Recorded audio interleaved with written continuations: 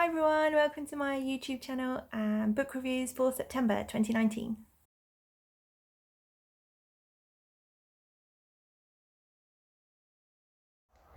The Clockmakers Daughter by Kate Morton. Recap. Elodie Winslow discovers a leather satchel containing a photograph of a young woman and an artist's sketchbook from the childhood story her mother used to tell her. Review. This book has layers. There are lots of interwoven storylines that connect individuals to the house and each other, and it was very satisfying to keep peeling those layers back. The overall narrator is a ghost, which adds another layer of sadness to the turn of events. It's almost a heartwarming tragedy with equal measure of love and hope against sadness and loss. I really enjoyed reading it.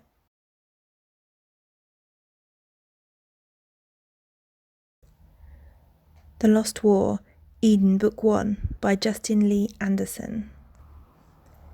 Recap. Aronok, the king's envoy, is meant to be on a rescue mission, but he gets sidetracked as reality doesn't match up with what he was told. Strange beasts, demons, a plague of blackened, and knights with unusual powers lead him onto a new quest. Review.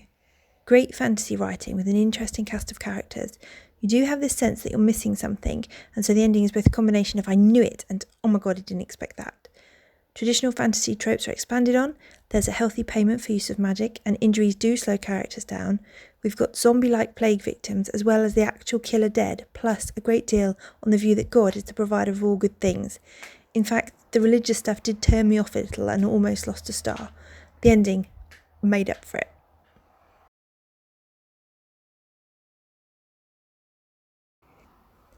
A Light in the Dark by Terry Poole. Recap. A ghost goes to the beach. Review.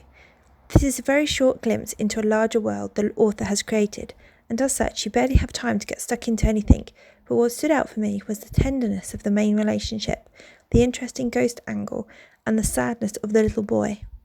I don't read male love stories, so it's not my genre. However, good writing is good writing. Hopefully, in the longer book, the characters have more time to differentiate, and it's hard to squeeze all of this in with the story when writing such a short book. The First Wave by Lana Melian. Recap. Nikki is waiting for her powers as a witch to manifest. Meanwhile, her parents are keeping secrets from her. Review. It's young adult, so aimed at angsty teenagers. Everybody drinks a phenomenal amount of coffee, and it feels very familiar. We've been here before. That said, my interest is piqued at what the secrets could be, and it ticks all the boxes for a quick read. It's a short novella, but paced well. We have all the tropes: less powerful best friend, mentor figure in the gran, an ex-boyfriend who still has an interest, plus two good-looking dangerous potential love interests, and, gasp, one of them is a vampire. But if you enjoy reading this genre, then you're going to love the book.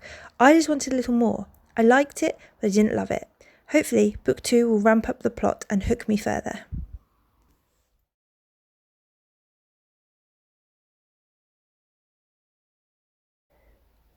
The Legacy by Lana Melian. This is really 3.5 stars. Recap. Nikki finds out her family secret. Review. As soon as we met the tree in book 1, I knew it would be the hiding place, so I was deeply satisfied with that. I can't shake the feeling that the best friend will be revealed as working for the other side, because we keep getting told she's harmless with barely any powers. The Nathan-Nikki dynamic is odd, more so because I think they're actually distant relations if I've read that correctly. Still lots and lots of coffee, but a bit more magical world building this time. I like the fact that the author described it as a TV series in book form, because it does feel like I'm 2 episodes into a show, deciding whether I'm going to carry on watching it or not. So I might just watch one more, because the writing isn't bad and the scene has been set, so let's get stuck in.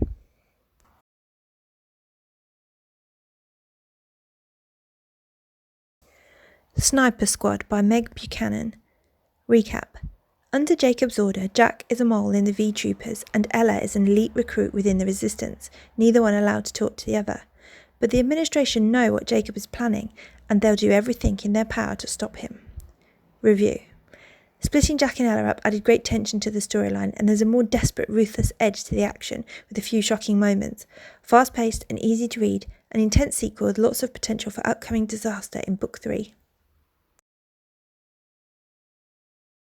That's it for this month. If there's anything you think I should be reading, don't forget to let me know in the comments below, and I'll see you next month. Happy reading!